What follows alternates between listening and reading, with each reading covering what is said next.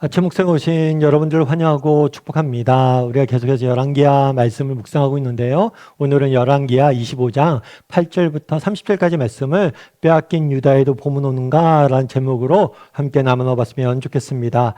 우리 8절부터 12절까지 말씀 같이 한번 읽어볼까요?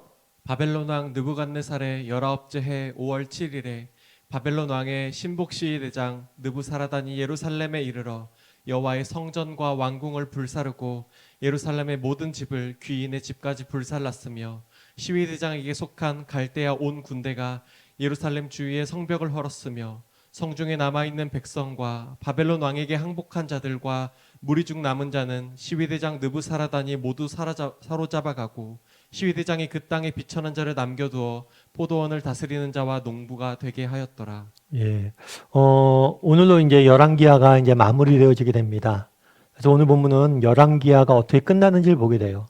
열왕기하는 두 나라에 대한 역사입니다. 북이스라엘과 남유다에 대한 역사예요. 근데 북이스라엘은 하나님 앞에 범죄함으로 아수르에 의해서 먼저 멸망을 당합니다. 이런 북이스라엘의 멸망당하는 모습들을 보고도 남유다는 회개치 아니하였고 결국에 남유다 역시 똑같이 북이스라엘이 걸어갔던 길로 걸어가요. 그래서 결국엔 바벨론에 의해서 멸망당하게 됩니다. 이 멸망당하게 된 과정을 오늘은 기록하고 있는 거예요. 느부갓네살이 침공을 하죠. 그래서 완전히 예루살렘을 초토화시킵니다. 뭐라고 얘기하냐면 집들을 다 불살라버려요. 그리고 뭘 해요? 성벽을 다 허물어버려요. 집과 성벽은 보호할 수단이에요. 그러니까 더 이상 보호할 수도 없고 거주할 수도 없는 버려진 땅으로 만들어버린 거예요. 정말 하나님의 성전이 거했던 그 아름다웠던 예루살렘 성이 완전히 초토화가 된 거죠. 뿐만 아니라 뭘 했다고 그러냐면 남아있는 백성들을 모두 포로로 잡혀갔다라고 이야기합니다.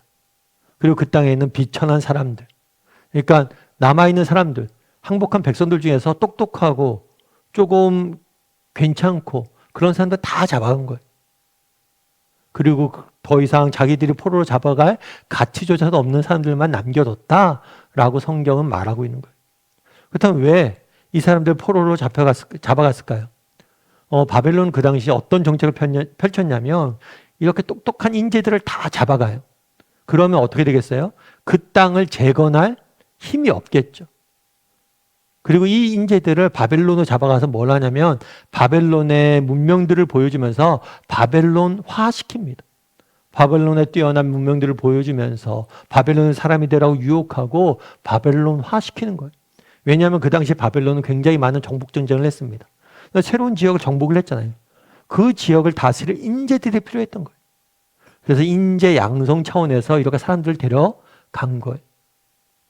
그렇다면 우리는 믿음의 눈으로 보면 어떤 걸까요?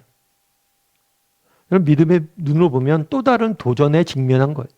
어떤 도전에 직면했어요? 바벨론 사람이 될 것인가? 아니면 바벨론에 가서도 하나님의 백성으로 살 것인가? 그런 이야기들이 나온 게 다니엘서나 이런 책들이에요. 그래서 또 다른 믿음의 도전의 장으로 이제 떠나가게 된 거죠. 그런데 이 열왕기하는 북이스라엘과 남유다의 역사를 다룬 책이에요. 그리고 마지막은 어떻게 끝나냐면 바벨론에 의해서 남유다가 멸망당했다라는 이야기로 끝나요. 근데 재밌는 것은 이 에피소드에, 이 이야기의 마지막엔 야긴에 대한 이야기를 담아놨어요. 우리 27절부터 30절까지 말씀을 같이 한번 읽어볼까요? 유다의 왕 여호야긴이 사로잡혀간 지 37년 곧 바벨론의 왕 에월무로닥이 즉위한 원년 12월 그달 27일에 유다의 왕 여호야긴을 옥에서 내놓아 그 머리를 들게 하고 그에게 좋게 말하고 그의 지위를 바벨론에 그와 함께 있는 모든 왕의 지위보다 높이고 그 죄수의 의복을 벗게 하고 그의 일평생에 항상 왕의 앞에서 양식을 먹게 하였고 그가 쓸 것은 날마다 왕에게서 받는 양이 있어서 종신토록 끊이지 아니하였더라. 여호야긴은 느부갓네살 왕이 예루살렘에 쳐들어왔을 때 항복을 하게 됩니다. 그러자 포로로 잡혀가요. 포로로 잡혀가서 37년을 어디에 있었다고 그랬어요? 감옥에 있었어요. 그런데 37년 지난 다음에 뭐 했어요? 옥에서 풀려났어요. 단순히 풀려났을 뿐만 아니라 그 지위가 완전히 회복되는 이야기를 기록해 놨어요. 그럼 왜 이 이야기를 기록해 놨냐는 거예요. 이건 하나의 뭐냐면 소망을 주기 위해서 그런 거예요. 지금 유다 백성들이 전부 다 포로로 잡혀가잖아요. 이게 끝이 아니란 거예요. 요 야긴이 정한 기한을 채우자 그의 지위가 회복되어졌던 것처럼 하나님께서 너희를 포로로 보냈는데 그곳에서 정한 기한이 차면 다시 이곳에 귀환을 내서 너희가 과거에 누렸던 그 영광을 누리게 될 것이다. 이 약속을 주신 거예요. 분명 그 당시에 포로로 잡혀간 사람들은 이해하지 못했을 거예요. 뭘 이해하지 못해요? 왜 이런 고난을 우리에게 허락하시는가? 성경은 지속해서 강조하거든요. 이 모든 일을 행하신 분은 하나님이다. 하나님께서 왜 이 일을 행하셨는가에 대해서 이해하지 못할 거예요. 하지만 하나님은 뭐라고 해요? 선한 계획이 있다. 선한 계획이 있다. 이것들을 믿고 너희가 믿음의 길을 가라. 이렇게 이야기하는 거예요. 제가 최근에 어떤 TV 프로그램 하나 봤는데요. 요리사들이 나와서 경쟁하고 있는 그런 프로그램이에요. 그런데 그 요리사 중에 어떤 요리사가 한 명 나왔더라고요. 그래서 이 사람이 이제 인생 음식을 하는 과제예요, 미션이. 근데 이 사람이 인생 음식을 했는데 뭘 했냐면 칼국수를 했어요, 칼국수. 그럼 이 칼국수에 담겨진 사연은 무엇입니까? 라고 이야기를 했어요. 그랬더니 그 얘기를 하는 거예요. 자기가 원래 어렸을 때는 요리사 될 생각도 없었고 어렸을 때는 집이 잘 살았대요. 그런데 어느 날 갑자기 집이 어려워진 거예요. 사업이 망한 거예요. 그래서 아버지는 충격으로 쓰러지고 정말 어머니도 정말 충격으로 쓰러지고 반신불수가 되고 그 다음에 어머니는 이제 어떻게 해요? 남편이 그렇게 쓰러져서 집안에만 누워있는데 어머님이 나가서 이제 돈을 벌어야 되죠. 그래서 칼국수 집을 시작을 했대. 그래서 칼국수 집을 해서 칼국수 집 장사를 하는데 자기는 어렸을 때 그 칼국수가 그렇게 먹기 싫었대요. 왜 그럴까요? 어쩌면 그 부끄러움 때문일 수도 있겠죠. 정말 진짜 잘 살았는데 망해서 칼국수밖에 장사하고 사니까 그게 너무 싫었대요. 칼국수 먹기도 싫고 막 그랬었대요. 엄마가 만들어준. 근데 나중에는 갑자기 어머니마저도 쓰러진 거예요. 아버지 쓰러졌죠. 어머니 쓰러졌죠. 어쩔 수가 없잖아요. 그리고 자기가 그때 어쩔 수 없이 그 싫어하던 칼국수를 만들어서 팔아야 됐대. 근데 나중에 그렇게 이야기를 하더라고요.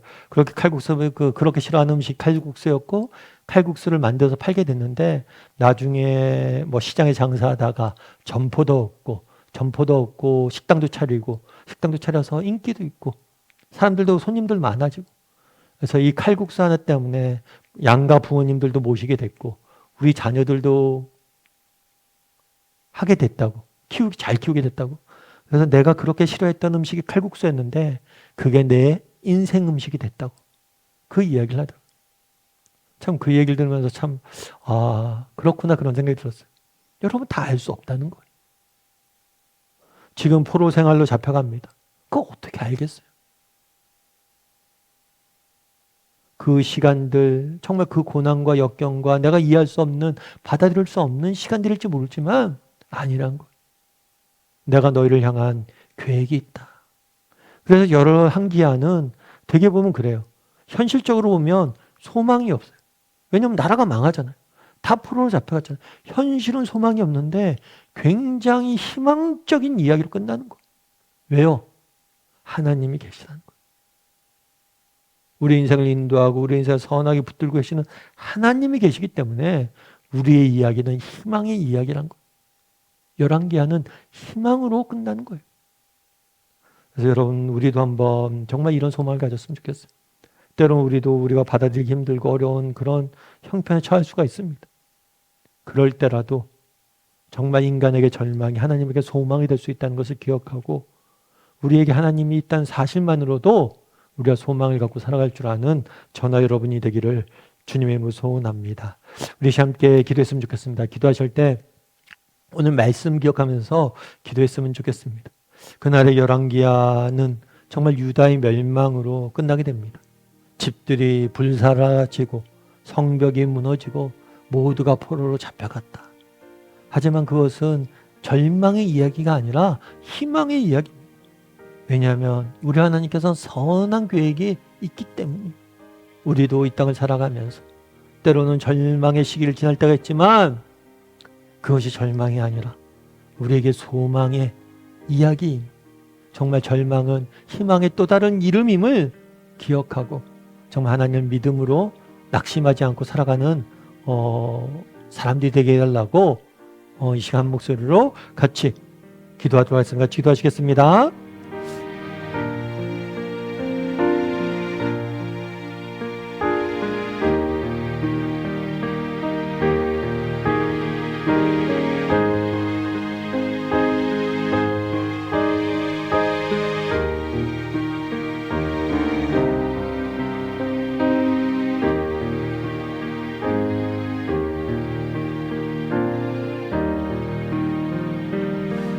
사랑의 하나님, 그날의 열왕기하가 어떻게 마무리 지어지는지 보게 됩니다.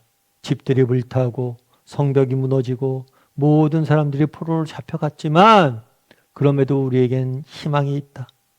왜냐하면 하나님께서 계시고 하나님께서 선한 계획을 갖고 우리 인생을 인도하고 있다라고 열왕기하는 결론 짓습니다.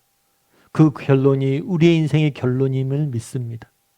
때론 힘들고 어렵지만 때론 절망스러운 상황이지만 우리에게 하나님이 계시기에 하나님의 선하심을 믿기에 선한 계획을 신뢰하기에 우리 인생도 소망이 있음을 기억하고 정말 지금 이 시간이 비록 힘들고 어렵지만 이 시간이 내 인생의 가장 소중한 시간들이 될 것임을 믿고 믿음의 길을 경주를 끝까지 달려갈 줄 아는 우리 모두가 될 수 있도록 주여 붙잡아 주시옵소서. 은혜 감사드리며 모든 말씀 예수님의 이름으로 기도드립니다. 아멘.